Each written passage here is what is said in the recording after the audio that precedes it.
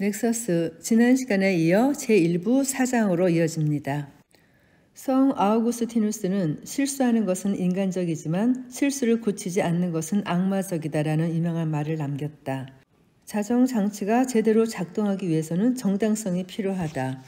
인간이 오류를 범하기 쉬운 존재라면 자정장치가 오류를 범하지 않을 것이라고 어떻게 장담하는가. 끝이 없어 보이는 이 순환고리를 벗어나기 위해 인간은 자신들의 실수를 찾아 바로잡는 일을 믿고 맡길 수 있는 오류로부터 완전히 자유로운 초인적 장치를 꿈꾸었다. 오늘날 누군가는 AI가 그런 장치를 제공할 수 있기를 바랄지도 모른다. 이것이 왜 위험한 환상인지는 나중에 살펴보기로 하자. 오늘날 모든 종교의 사상과 규칙은 오류 없는 초인적인 권위자가 만든 것이기 때문에 오류 가능성이 전혀 없으며 오류를 범할 수 있는 인간이 그것을 의심하거나 변경해서는 안 된다고 주장한다. 종교의 역사를 아는 것이 오늘날의 AI 논쟁과 밀접한 관련이 있는 이유가 여기에 있다.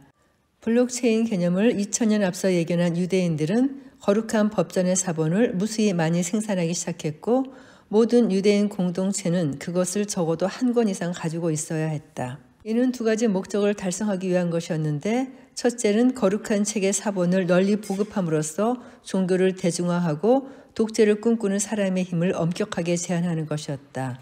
더 중요한 두 번째 목적은 같은 책을 여러 부 갖추어 둠으로써 텍스트에 손을 대는 것을 막는 것이었다.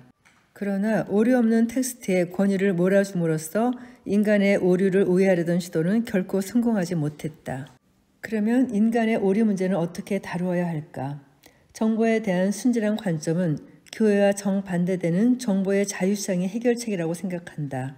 즉 정보의 자유로운 흐름을 방해하는 것을 모두 없애면 필연적으로 오류가 드러나고 진실이 그 자리를 대체하게 된다는 것이다. 하지만 이는 희망적 사고다. 구체적인 사례로 정보 네트워크의 역사에서 가장 기념비적인 시대인 유럽 인쇄혁명 당시 무슨 일이 일어났는지 살펴보자. 정보 네트워크 역사에서 근대 초 유럽에서 일어난 인쇄혁명은 카톨릭 교회의 정보 네트워크 독점을 깨뜨린 승리의 순간으로 평가된다. 사람들이 정보를 전보다 훨씬 더 자유롭게 교환할 수 있게 되면서 과학혁명으로 이어졌다는 주장이다. 하지만 인쇄술은 과학혁명의 근본 원인이 아니었다. 인쇄기가 한 일은 텍스트를 충실하게 복제한 것뿐이다. 사실 인쇄술은 과학적 사실만이 아니라 종교적 환상, 가짜 뉴스, 음모론도 빠르게 확산시켰다. 후자의 가장 악명 높은 사례가 사탄을 숭배하는 마녀들이 세계적인 음모를 꾸미고 있다는 믿음일 것이다. 도미니크 수도회의 수도사이자 종교 재판관인 하인리히 크라머는 세계적인 사탄 음모론의 광신도가 되었다. 그의 말은 원색적인 여성 혐오나 이상한 성적 집착으로 얼룩져 있었다. 브릭센츠그가 이끄는 지역교회 당국은 크라머의 주장을 믿지 않았으며 그를 지역에서 추방했다. 크라머는 인쇄술을 통해 반격에 나섰다. 추방된 지 2년 만에 그는 마녀의 망치를 엮어 출판했다. 이 책은 마녀 색출과 처단에 대한 DIY 안내서로서 크라머는 세계적인 사탄의 음모에 대해 설명하며 정직한 기독교인이 마녀를 색출하고 물리칠 수 있는 방법을 자세히 소개했다. 브릭센의 주교와 마찬가지로 다른 성직자들도 처음에는 크라머의 터무니없는 생각을 믿지 않았으며 교회 전문가들도 그 책에 비판적인 입장을 보였다. 하지만 마녀의 망치는 근대 초의 유럽 최고의 베스트셀러 중 하나가 되었다. 그 책은 사람들의 마음속 깊은 곳에 있는 두려움을 건드렸을 뿐 아니라 난교나 식인, 아동살해, 사탄의 음모에 대한 선정적인 관심을 충족시켜 주었다. 명성이 높아지자 교회 전문가들도 그의 책을 받아들였다. 크라머의 사상은 지금도 세상에 영향을 미치고 있으며 큐어넌을 포함해 세계적인 사탄의 음모를 주장하는 많은 이론은 크라머의 환상에서 영감을 받아 그 환상을 지속시키고 있다. 다행히도 17세기 초에 마녀 사상이 점점 끔찍해지며 극으로 치달았을 때 많은 사람들이 뭔가 분명히 잘못되었다고 의심하기 시작했지만 그때도 모든 것을 순전한 환상으로만 치부하기는 어려웠다. 근대 초 유럽을 휩쓴 마녀 광풍의 역사는 정보 흐름의 장벽을 없앤다고 해서 진실된 정보가 확산된다는 보장은 없다는 것을 보여준다. 거짓과 환상이 확산되어 유해한 정보 생태계가 만들어지기도 그만큼이나 쉽다. 더 구체적으로 말하면 아이디어의 완전한 자유시장은 진실을 희생시키고 분노와 선정주의의 확산을 부추길 수 있다. 자유로운 정보시장에서는 진실보다 분노가 우세할 가능성이 높기 때문이다. 진실이 승리하려면 균형추를 팩트 쪽으로 기울일 수 있는 힘을 가진 큐레이션 기관을 설치해야 한다. 다행히 근대 초기 유럽에 그런 큐레이션 기관의 토대가 있었고 과학혁명의 기틀을 다진 것은 인쇄술이나 특정 책이 아니라 바로 이런 기관들이었다. 이 중요한 큐레이션 기관은 대학이 아니었다. 과학혁명을 이끈 주요 인물들 대부분은 대학 교수가 아니었다. 과학혁명의 핵심적인 역할을 한 큐레이션 기관들은 대학 안팎의 학자들과 연구자들을 연결하여 유럽 전체, 결국에는 전 세계를 잇는 정보 네트워크를 구축했다. 과학혁명의 속도를 내기 위해서는 과학자들이 먼 곳의 동료들이 발표한 정보를 신뢰하는 것이 필수였다. 한 번도 만난 적이 없는 사람들의 연구에 대해 보여주는 이런 종류의 신뢰는 1660년에 설립된 자연 지식의 증진을 위한 런던 왕립학회와 프랑스 과학 아카데미와 같은 과학협회들, 그리고 과학학술지들, 그리고 백과전서의 제작자와 같은 과학 출판사들에게서 분명하게 확인된다. 처음에는 이런 새로운 기관들이 거미줄처럼 허약해 보였다. 인간 사회를 근본적으로 변화시키는 데 필요한 힘을 가지고 있지 않았기 때문이다. 하지만 과학기관들은 신뢰를 얻는 매우 독창적인 접근 방식 덕분에 영향력을 높일 수 있었다. 과학기관은 기관 자체의 오류를 찾아내 고치는 강력한 자정장치를 토대로 권위를 얻었다. 과학혁명의 원동력은 인쇄술이 아니라 바로 이런 자정장치였다.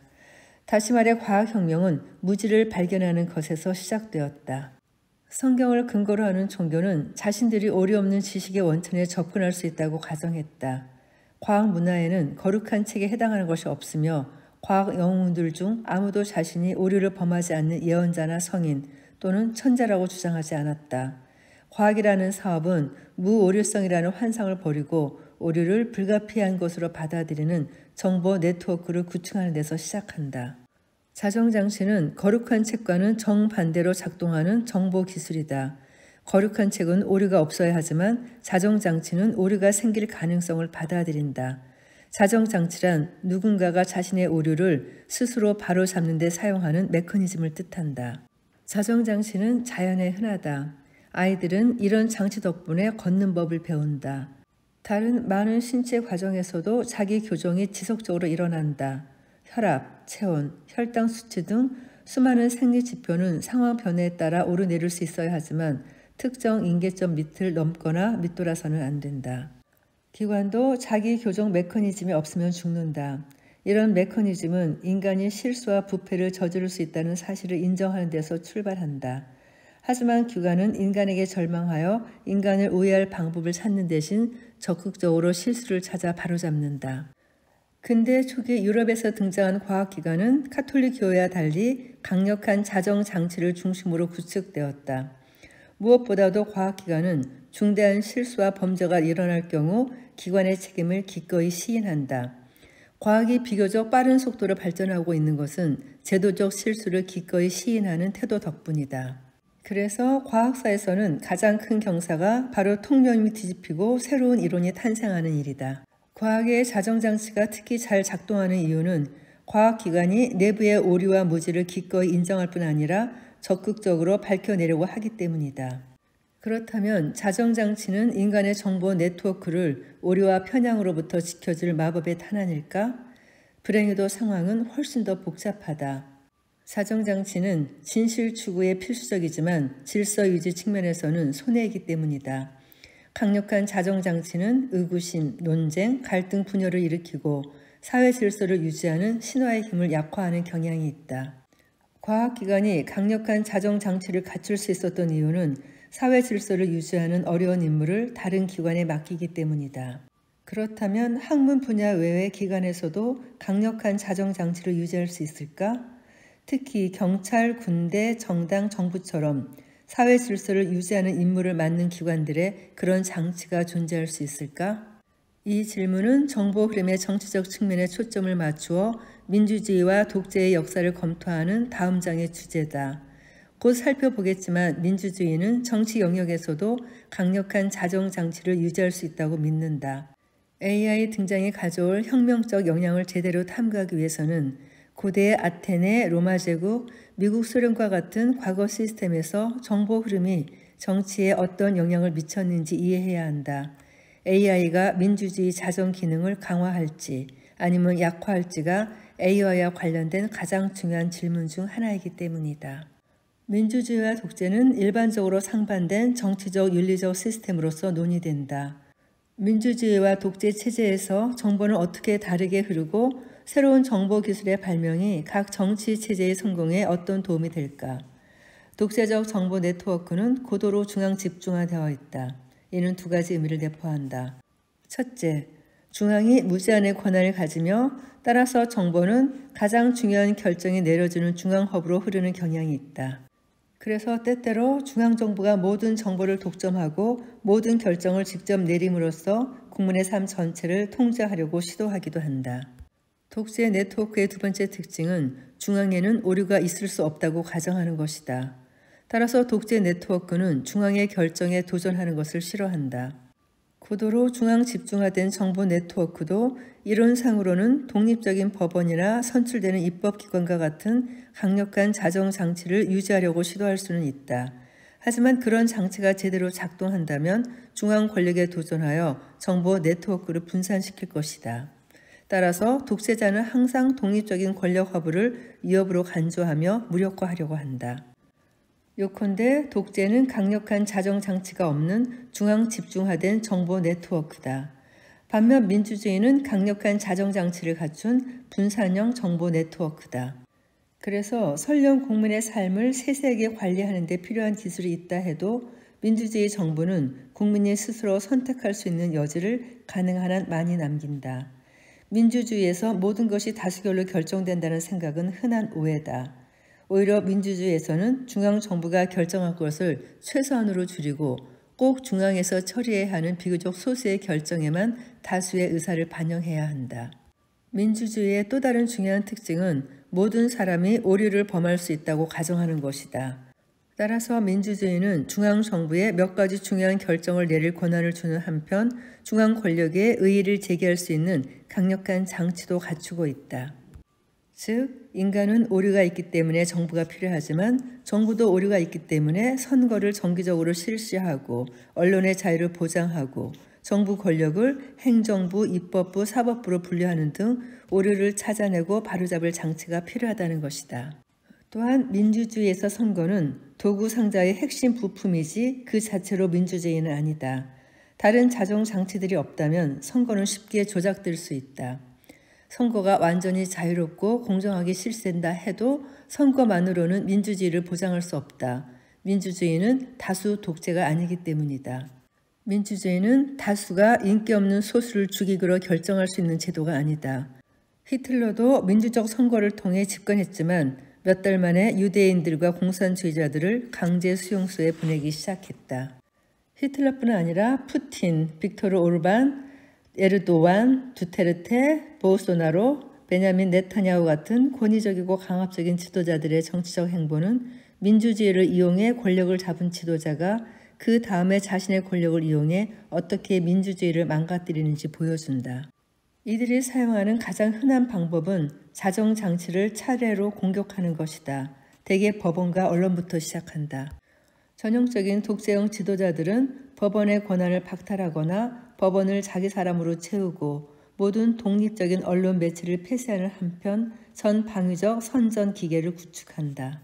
유발 하라리가 이 책을 5년 뒤에 썼더라면 여기 한 사람이 더 들어가겠죠?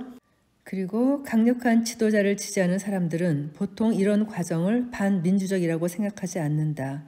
선거에 승리한다고 무제한적인 권력이 주어지는 것은 아니라는 말을 들으면 그들은 진심으로 당황한다.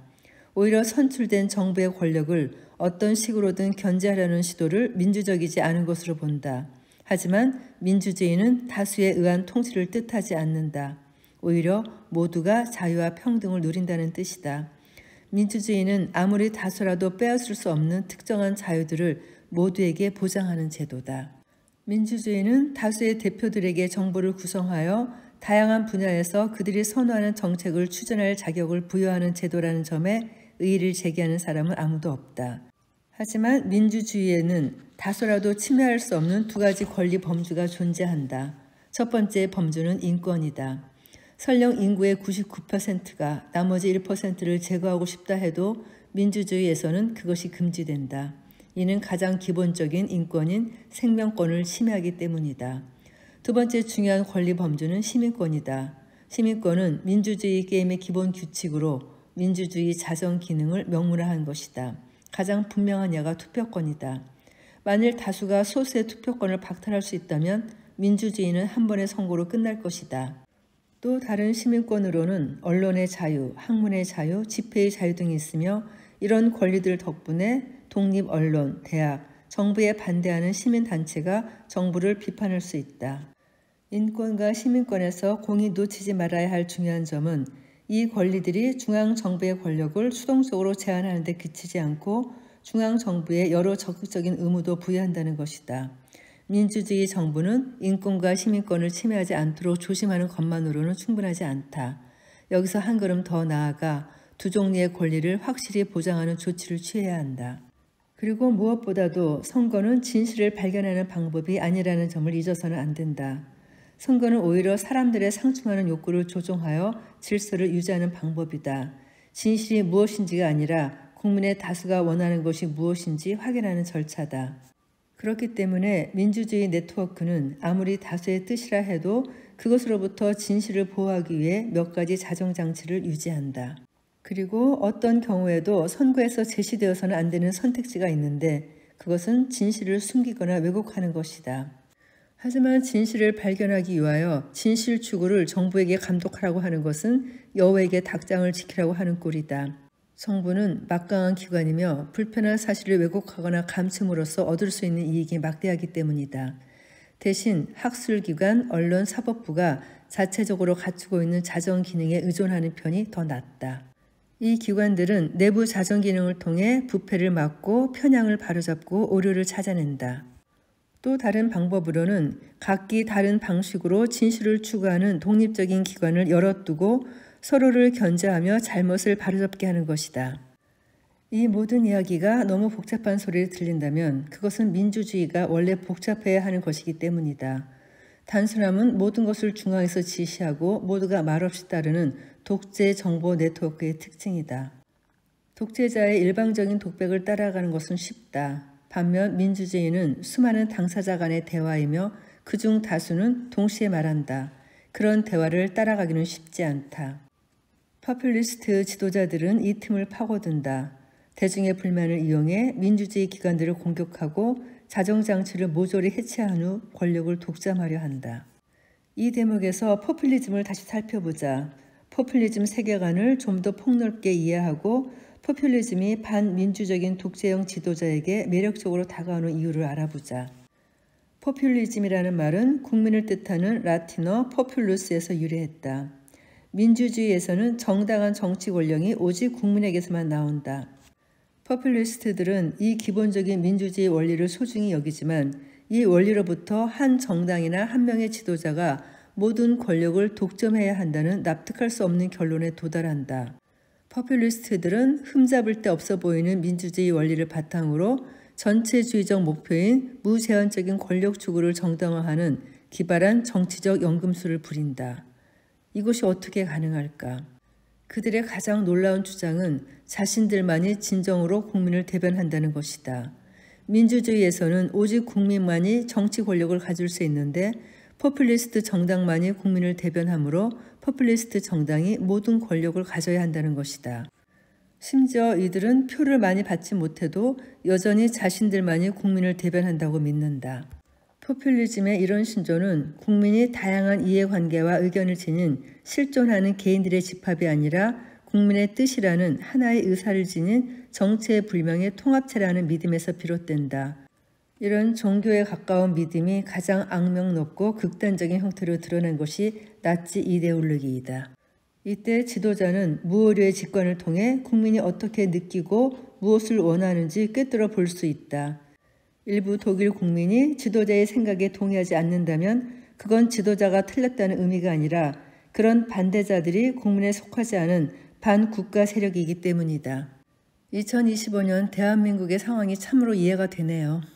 포퓰리스트들은 자신만이 국민을 대변하며 의견이 다른 사람은 누구든 허위의식을 가지고 있거나 진짜 국민이 아니라고 주장하는 사람들이다. 포퓰리즘이 민주주의의 치명적인 위협인 이유가 여기에 있다. 국민은 결코 단일한 실체가 아니며 따라서 단일한 의사를 지닐 수 없다는 이해에서 출발해야 하는데 국민의 정당한 목소리가 오직 하나뿐이라면 대화는 불가능하다. 따라서 포퓰리즘은 국민의 힘이라는 민주주의 원리를 따르는 것처럼 보이지만 실제로는 민주주의를 유명무실하게 만들고 독재의 정권을 수립하려고 한다. 그럼에도 불구하고 포퓰리즘이 많은 사람들에게 매력적으로 다가오는 이유가 두 가지 있다. 첫째, 이처럼 모든 상호작용은 권력 투쟁으로 환원하면 현실이 단순해져서 전쟁, 경제위기, 자연재해 등 아무리 복잡한 사건도 쉽게 해석할 수 있다. 일어나는 모든 일은 심지어 팬데믹조차도 권력을 추구하는 엘리트의 문제로 귀결된다. 둘째, 포퓰리즘 쪽 관점이 매력적인 이유는 때때로 맞기 때문이다. 모든 인간의 기관은 실제로 오류를 범하고 어느 정도 부패한다. 이 때문에 모든 기관에는 자정장치가 필요한 것이다. 제대로 기능하는 민주주의에서는 시민들이 선거 결과, 법원의 판결, 언론 보도, 과학 분야의 연구 결과를 신뢰한다. 시민들은 이런 기관들이 진실을 추구한다고 믿기 때문이다. 하지만 일단 사람들이 권력이 유일한 현실이라고 생각하게 되면 이 모든 기관에 대한 신뢰가 무너지고 민주주의는 붕괴하며 강력한 지도자가 모든 권력을 장악할 수 있다. 따라서 어떤 정보 네트워크가 얼마나 민주주의적인지는 선거가 정기적으로 실시되는가와 같은 단순한 잣대로는 판단할 수 없다. 심지어 북한에서도 선거는 꼬박꼬박 치러진다. 그보다 우리는 다음과 같은 더 복잡한 질문을 던져야 한다. 중앙정부가 선거를 조작하지 못하도록 방지하는 제도가 있는가? 주요 언론 매체가 정부를 어느 정도나 안전하게 비판할 수 있는가? 민주주의와 독재는 양극단이 아니라 연속체다.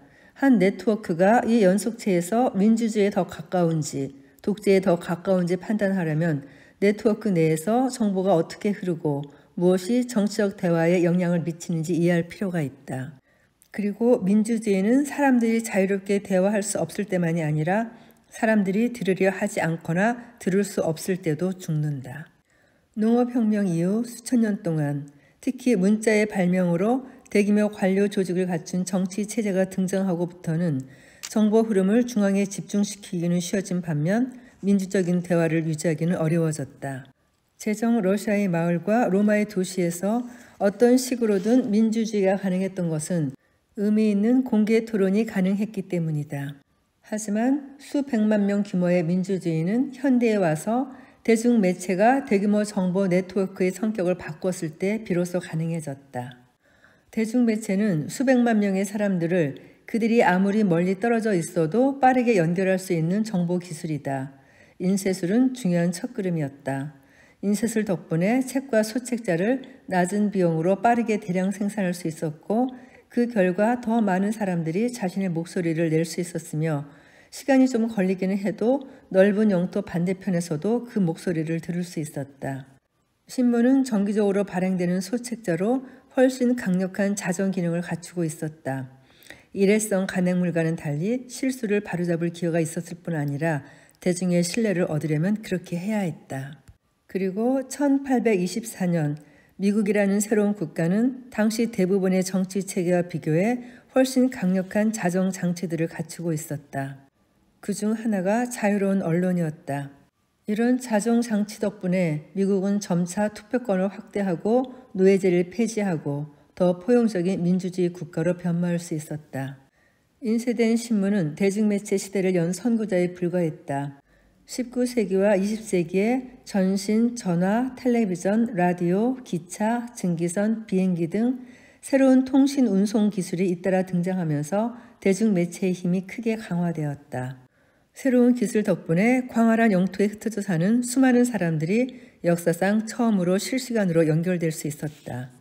1960년 약 7천만 명의 미국인은 닉슨과 케네디의 대선 후보 토론을 텔레비전에서 실시간으로 지켜보았다.